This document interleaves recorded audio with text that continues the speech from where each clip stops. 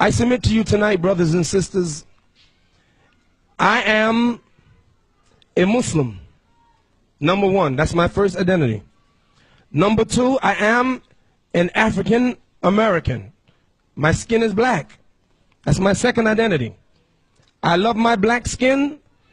I don't apologize for it. I love it, everything about it, because Allah made me that way. It's Allah who created you in the wombs of your mother as He pleased. And if Allah made me a black man and pleased to be, for me to be black, I'm pleased to be black. Allah made me that way. Allah made me to be a man, and I love being a man. I don't want to be a woman. Degenerate. And every woman should be proud of what Allah made her to be, a beautiful woman. I don't want my wife to be like me. I love her exactly the way she is. She's a woman. If your skin is white, be proud of that white skin that Allah gave you. Your hair is red, your hair is nappy, your hair is woolly, your hair is black, it's blonde. Doesn't matter. These are insignificant things. The real thing is, the real knowledge is that we submit our will to do the will of Allah the Almighty. So number one, I'm a Muslim. Why? Because on the day of judgment, my black skin can't do nothing for me. Your white skin can't do nothing for you. Your Arabic tongue can do nothing for you. Coming from America or coming from wherever you come from will do nothing for you on the day of judgment. The thing that will help you is your relationship with Allah the Almighty, your Iman, your faith, your taqwa. So don't worry about your skin color. Don't worry about what country you come from, language you speak. That's irrelevant to Allah subhanahu wa ta'ala. Allah doesn't look at these superficial things.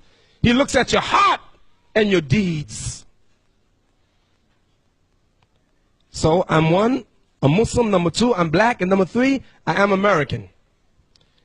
Brothers and sisters, the same way some of you brothers come from Egypt and sisters come from Egypt or Syria or Jordan or Palestine or Sudan. Every one of you came from a country. I come from a country too. My country happens to be America. I'm born in America. Allah made me to. I had no choice. I just woke up one day and I was in Brooklyn. I had nothing to do with it. I didn't choose my parents. Allah chose them for me. Yes. And wherever Allah raised you up and gave you life, in whatever country He gave you life, that's the country you're born in. So this is my country, and I don't want to see America fail. I want to see America get better. But I must admit that America's sick. America, to me, is the height of jahiliyyah, the height of ignorance. I painted a picture a long time ago. Some of these young brothers will tell you the picture I painted of America. In my opinion, America is like a car speeding down a steep mountain full of ice and snow with brakes that don't work, driven by a blind man, high off of drugs. That's America. America, like a car speeding down a steep mountain full of ice and snow with brakes that don't work, driven by a blind man, high off of drugs.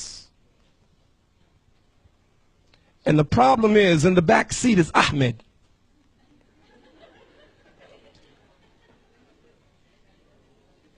Whose feet are on the brakes and whose hands control the throttle? Why do I say America is the height of ignorance? Imam Siraj, but all of the technology of America, all of that, yes, tops. But real knowledge, she lacks. And what is that knowledge? Number one, brothers and sisters, the greatest knowledge that you can ever get is the knowledge of Allah. Trust me. The greatest knowledge you can ever get, the greatest knowledge, is the knowledge of your Creator, Allah. أعوذ بالله من الشيطان الرجيم وكيف تكفرون بالله وكنتم أمواتا فأحياكم ثم يميتكم ثم يحييكم ثم إليه ترجعون. كيف تكفرون بالله وكنتم أمواتا فأحياكم ثم يميتكم ثم يحييكم ثم إليه ترجعون. How can you deny Allah when you were dead and He brought you to life? And then He will take you again, He will kill you and then bring you to life again, and then you have to return to Him. How dare you? How dare you deny Allah? And let me tell you the lesson that I learned. For Allah, the real issue is not how you begin, but how you end.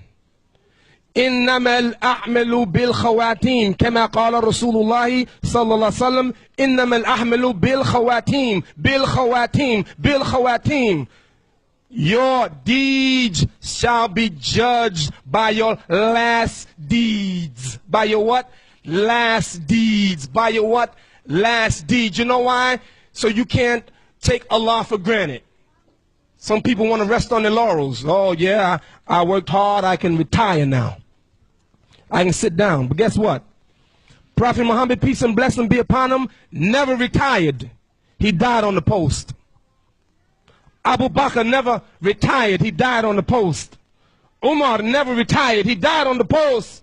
Uthman never retired. He died on the post. Ali never retired. He died on the post. What about you? You're going to now retire from Islam? Well, I've been working 50 years. I can retire now. Shut up.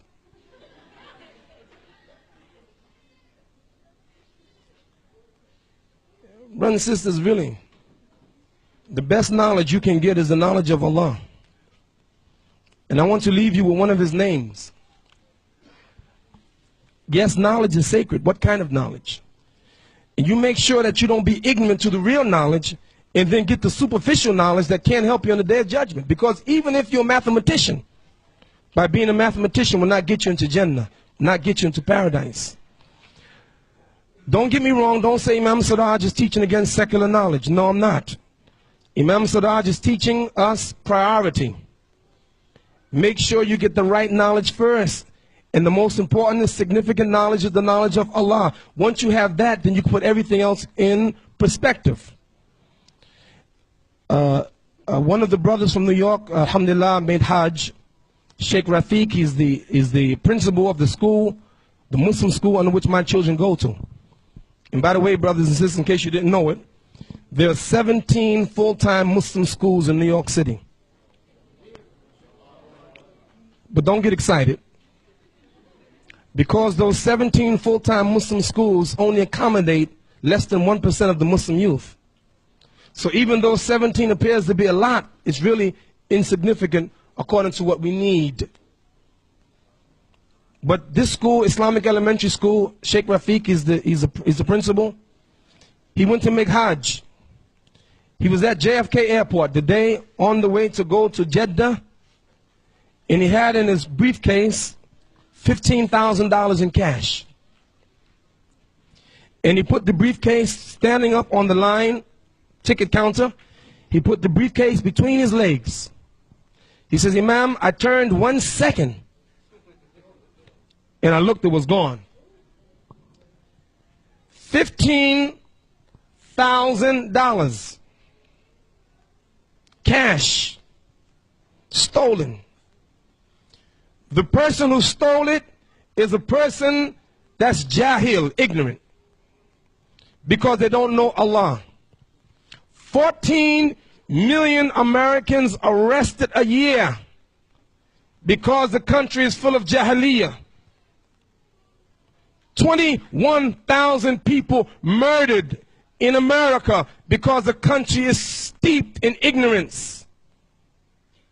30,000 Americans took their own lives, committed suicide because they're steeped in ignorance. American women parade themselves naked on magazines, on the internet. Raunchy telephone calls for money because we're steeped in ignorance. prostitutes walking up and down the street, army with sex perversion, corrupted officials, president, Congress. More money spent in America on illegal drugs than on food and clothing and education. Why? Because America's in ignorance, not technology. She has that. Now, why now are Muslims going after the same kind of knowledge that they're going after and forgetting our knowledge that makes 3,500 Muslims open up a liquor store in Chicago? Because I submit to you, we're going after the wrong knowledge. And the knowledge that we should go after, A, the knowledge of Allah, and 2, the knowledge of the hereafter.